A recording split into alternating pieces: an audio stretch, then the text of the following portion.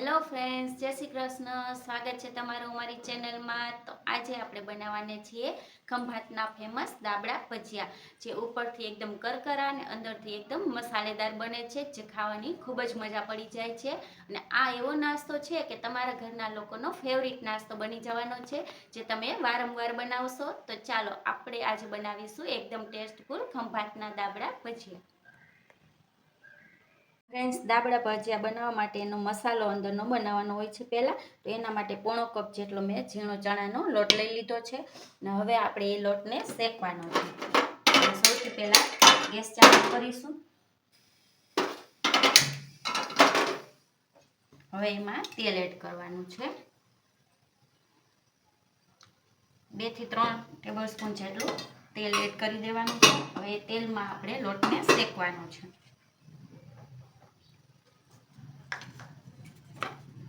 ગેસની ફ્લેમ તમારે મીડિયમ રાખવાની અને સ્લો રાખવાની. એકદમ ફાસ્ટ ગેસે લોટ નહીં શેકવાનો, નહીં તો લોટ છે એ બળી જશે.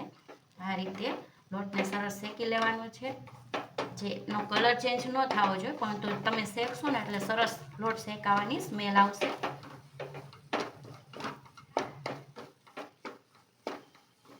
જેમ જેમ લોટ શેકાશે ને એટલે છૂટો થઈ જશે સરસ.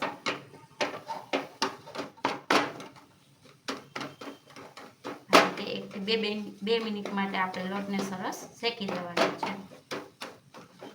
આમાં તેલનું પ્રમાણ વધારે રાખવું, જેથી તમારે મસાલો બનાવવા ટાણે ઉપરથી તેલ નહીં નાખવું પડે. તમે આ લોટની જગ્યાએ ગમે તે ફરસાણ પણ લઈ શકો છો, જેમ કે મોરા, ભાવનગરી ગાંઠિયા, સેવ, એનો પણ યુઝ કરી શકો છો. તો સરસ લોટ શેકાઈ ગયો છે. હવે એને આપણે ઠંડો થવા દે. ગેસની ફ્લેમ બંધ કરી દઈશું અને લોટને ઠંડો કરી લેશું. તો ફ્રેન્ડ્સ, જ્યાં સુધીમાં લોટ શેકો એ ઠંડો થાય છે, ત્યાં સુધીમાં આપણે બટેટા 3 નંગ લઈ લીધા છે. તમે જોઈ શકો છો, એની છાલ કાઢી લીધી છે. હવે આપણે એની પતરી પાડવાની છે. આ રીતે પતરી પાડવાનું મશીન તમારે લઈ લેવાનું છે અને બટેટાને છાલ કાઢી પાણીમાં જ રાખવા, જેથી એ કાળા ન થઈ જાય. તો આ રીતે એની પતરી પાડી લેવાની. તમે જોઈ શકો છો, બહુ જાડી પણ નથી અને પાતળી પણ નથી. આ રીતે બધા જ બટેટાની આપણે પતરી પાડી લેશું અને એને પાણીમાં રાખી દેશું, જેથી કાળા ન પડે. તો હવે અત્યારે હું પહેલાં પતરી બધી પાડી લઈશ. આપણે બધી જ બટેટાની પતરી પાડી લીધી છે. હવે આપણે ભજીયા કરવા માટે લોટ બનાવીશું. એના માટે 1 કપ ઝીણો ચણાનો લોટ અને અડધો કપ, એટલે ટોટલ 1.5 કપ જેટલો મેં લોટ લઈ લીધો છે. હવે એમાં ટેસ્ટ મુજબ નિમક એડ કરી દઈશું આપણે. થોડો હળદર પાવડર, ચપટી જેટલી હિંગ એડ કરી દઈશું. હવે પાણી નાખી અને આપણે એનો લોટ તૈયાર કરીશું ભજીયા પાડવા માટેનો, જે હું આગળ તમને બતાવું કઈ રીતના તમારે કરવાનો છે. જે એકદમ પાતળો પણ ન હોવો જોઈએ અને જાડો પણ ન હોવો જોઈએ. થોડું થોડું પાણી નાખતા જઈ સરસ એનું ખીરું આપણે બનાવી લેવાનું.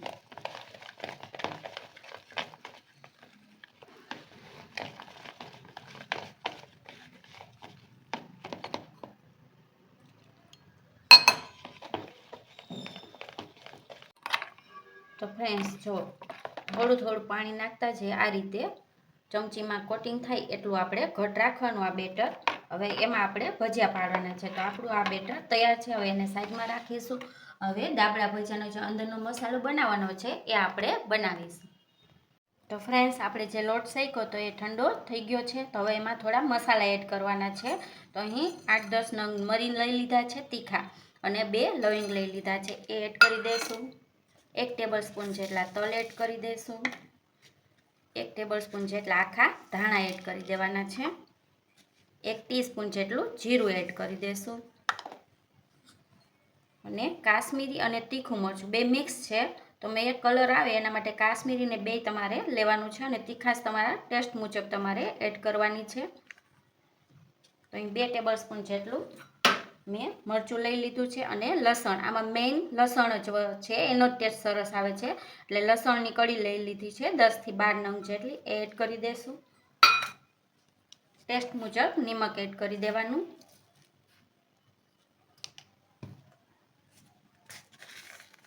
ગળાશ માટે 1 ટીસ્પૂન જેટલી ખાંડ એડ કરી દઈશું, અડધી ટીસ્પૂન જેટલો હળદર પાવડર એડ કરી દઈશું, 1 ટીસ્પૂન જેટલો ગરમ મસાલો પાવડર એડ કરી દઈશું, ધાણા જીરું પાવડર 1 ટીસ્પૂન જેટલો એડ કરી દઈશું ને 2 પિંચ જેટલી હિંગને એડ કરી દેવાની છે. આ બધા જ મસાલાને આપણે મિક્સર જારમાં પીસી લેશું,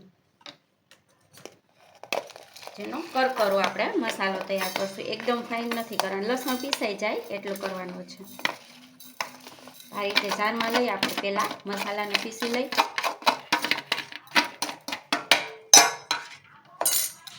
ફ્રેન્ડ્સ, સરસ આપણો મસાલો પીસાઈ ગયો છે, તમે જોઈ શકો છો. આ રીતના થશે, જેને આપણે એક પ્લેટમાં કાઢી લઈશું. હજી આપણે એમાં મસાલામાં ગળાશ તો નાખી છે, પણ ખટાશ નાખવાની બાકી છે. આ રીતે મસાલો લઈ લઈશું. હવે ખટાશ માથે અડધું લીંબુ લઈ લેવાનું છે, એ નીચવી દઈશું.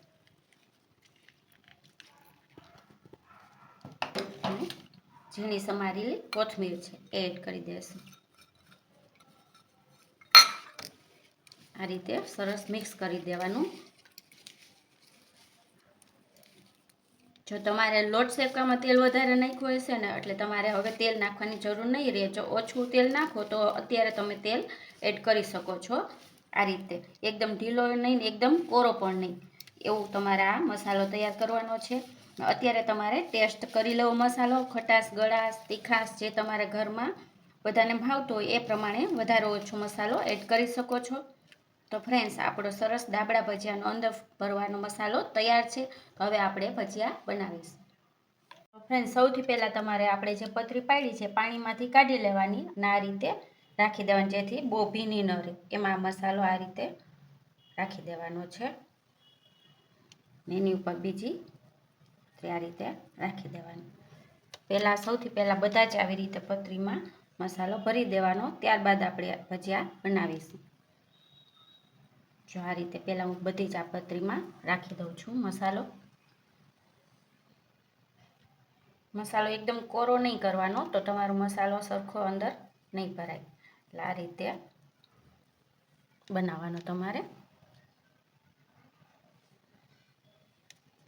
તો ફ્રેન્ડ્સ, જોઈ શકો છો આપણે બધી જ પતરીમાં વચ્ચે મસાલો ભરી દીધો છે. હવે આપણે જે બેટર બનાવ્યું હતું એમાં પિંચ જેટલા, થોડાક જ ચપટી જેટલા સોડા એડ કરીશું. એની ઉપર 1-2 ટીપા લીંબુ એડ કરીશું. બેટરને ફરી સરસ આ રીતે મિક્સ કરી લઈશું. આપણે જ્યાં સુધીમાં મસાલો ભરતા હતા ત્યારે મેં તેલ ગરમ કરવા પણ મૂકી દીધેલું હતું, તમે જોઈ શકો છો અહીં. હવે આપણે તેલ જોઈ લઈશું ગરમ થઈ ગયું છે કે નહીં. તો ફ્રેન્ડ્સ, તમે જોઈ શકો છો તેલ ગરમ થઈ ગયું છે, એકદમ ગરમ પણ નથી. હવે આપણે ભજીયા પાડીશું. આ રીતે લઈ લેવાનું અને બેટરમાં ડુબાડવાનું. બેટર આ રીતે નિતારી અને કઢાઈમાં મૂકી દેવાનું. આ રીતે બધા જ ભજીયા કઢાઈમાં સમય એટલા તમારે એડ કરી દેવાના.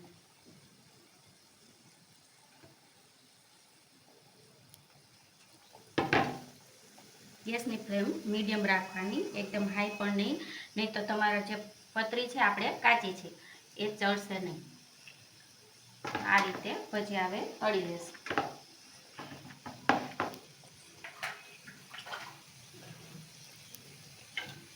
એની જાતે થોડાક ઉપર આવવા દેશું, ત્યારબાદ આપણે એને હલાવીશું.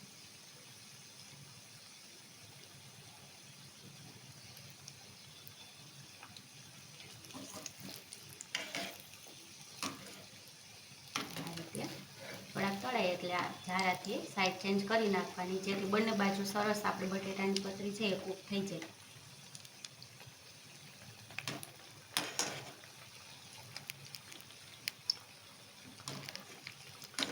આ રીતે હલાવતા જવાનું.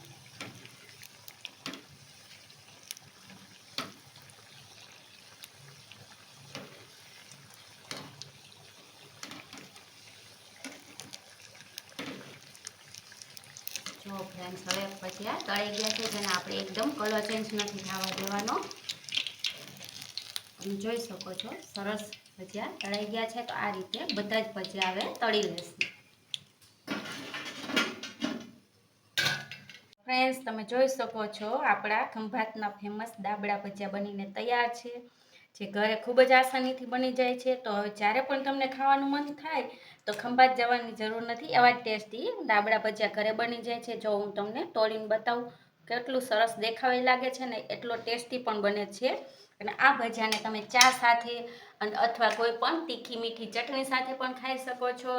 તો તમને મારી આ રેસીપી કેવી લાગી એ કોમેન્ટ કરીને જરૂરથી કહેજો. અને રેસીપી જો ગમી હોય તો રેસીપીને લાઈક અને શેર કરી દેજો. અને અમારી ચેનલને સબસ્ક્રાઈબ કરી દેજો. તો ફરી મળીશું નવા વિડીયોમાં. Thank you.